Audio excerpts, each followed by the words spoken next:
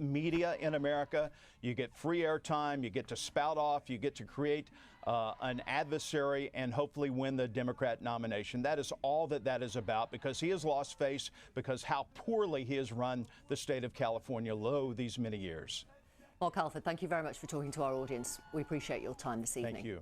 Something isn't adding up.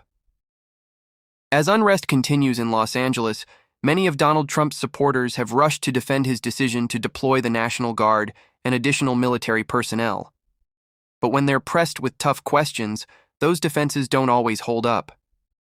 Before we dive into the full story, comment where you're watching from, and don't forget to like and subscribe so you don't miss the next one. In today's video, a Republican congressman joins UK television to defend Donald Trump's actions.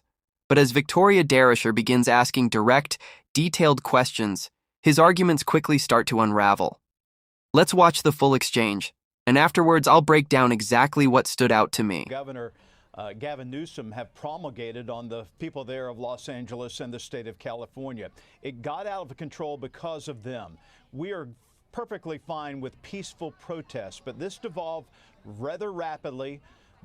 At first, the city refused to do anything about it. The police department stood down. That is why the National Guard was brought in to protect property, to protect lives. And now the President of the United States is bringing in several hundred Marines, not to make arrests, not to deal with law enforcement, but to shore up the National Guard so that they can do their job now in coordination with the city that has finally taken action to arrest the thugs, the insurrectionists. And so can I just clarify, will the Marines be allowed to shoot at protesters? I highly doubt that. That is not in their purview. That is not in their orders from the President of the United States. Only under the Insurrection Act of our Constitution can Marines or any other law enforcement, that would be a violation of the Posse Comitatus, they cannot act as law enforcement officers on U.S. soil. That is not in their purview. Okay. We've just shown our audience here in the UK and around the world the live pictures from downtown Los Angeles, and there are hundreds of people there. They are protesting peacefully. The atmosphere seems relatively jovial. Why do you need Marines? Well, I haven't seen the video to which you were referring of a jovial nature. Yesterday I was watching live for several hours. It was anything but that. But I'm talking about these today. Anarchists, the 700 people Marines, throwing things at police, throwing bricks, throwing concrete, throwing rocks, dropping heavy equipment onto cars, setting cars on fire. That is not jovial. That is insurrection. Forgive me, Mr. Alford. I'm not suggesting that is jovial. I'm suggesting what we're showing, what you can probably hear in the background now, are protesters, and the atmosphere looks fine. Now, the mayor and the governor of California made it clear that the LAPD could cope. The LAPD, who aren't known to be shrinking violets, let's face it, said the protests were largely peaceful. It doesn't sound like they need the National Guard or the Marines. Well, you can't wait around, Victoria. It could quickly turn on a dime, or a pound, I should say, that this protest would change in a heartbeat. We saw that happen in the past 2 days. These forces that are being mobilized now, National Guard, local police, in coordination with the U.S. Marine Corps, that is coming in to shore up, not take any other action other than to help shore up these forces and provide support. It is there to try to quell this. Okay. You know, well, the let me put this to you, if I may. Democrats would try to say that President Trump has inflamed the situation by federalizing the National Guard. The people who fanned the flames on this was the governor, Gavin Newsom, and the mayor, Bass, for not doing anything to stop the violence. We are all about peaceful protests in the United States of America, but they crossed the Rubicon. The widespread protests following the death of George Floyd back in 2020, when President Trump was in power the first time around, were far, far worse. And Donald Trump did not send the National Guard in then. That is why people are asking now, does he want this battle? Is this just an excuse? This is not about a battle. This is about the 77 million Americans who voted a mandate to restore law and order the United States of America, to restore our economic system, to restore security to our border. These all come together now in the orders of the President of the United States, the Homeland Security Secretary, ICE, enforcement of our immigration system. We have got to make sure that we have a future in this country, and that is going to require securing our border, securing our economy, securing our streets, and returning law and order. It's very simple. Sure, and I'm not President asking. Trump does not want a civil war. He wants justice and he wants peace in America.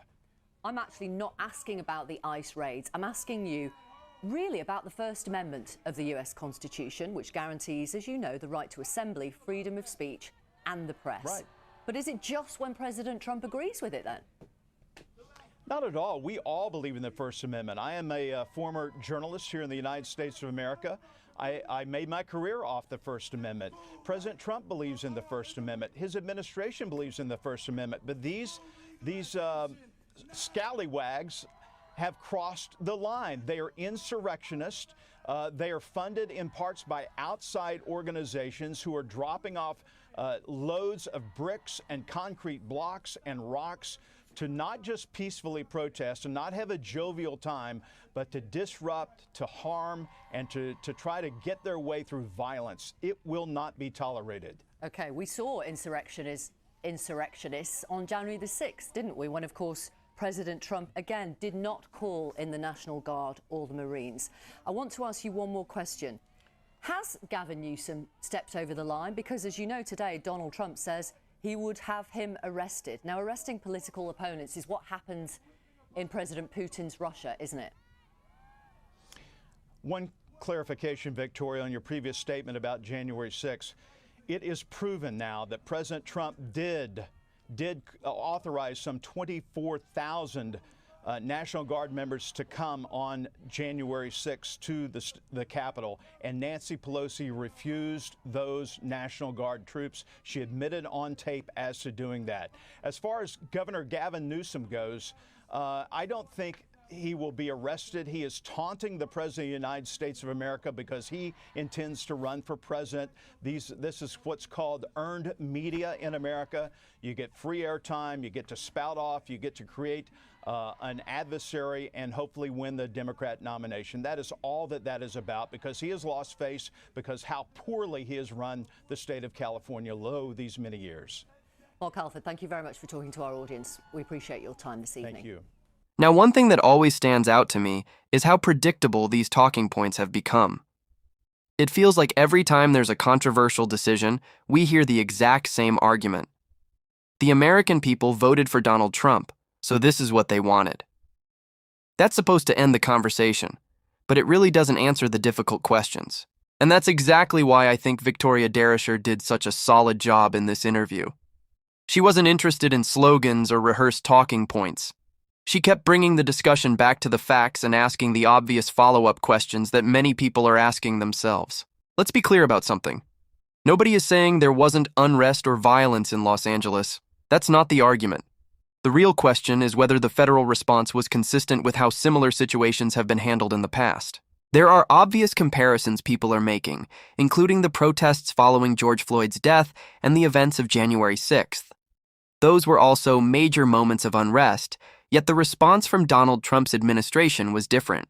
So it's fair to ask why this situation resulted in deploying the National Guard and additional military personnel, while previous events did not. Some people believe it's purely about restoring order. Others believe there are political motivations behind the decision. That's a debate people are going to continue having. We've also seen Donald Trump publicly criticize California Governor Gavin Newsom and even suggest legal action against him. What's interesting is that Trump previously criticized the idea of political opponents being targeted by those in power, which is why critics argue there's an inconsistency in the messaging. At the end of the day, I'll leave that up to you. What do you think? Let me know your thoughts in the comments below. If you enjoyed this video, don't forget to subscribe, turn on notifications so you never miss an upload, and leave a like because it really helps the channel reach more people. Thanks for watching, and I'll see you in the next one.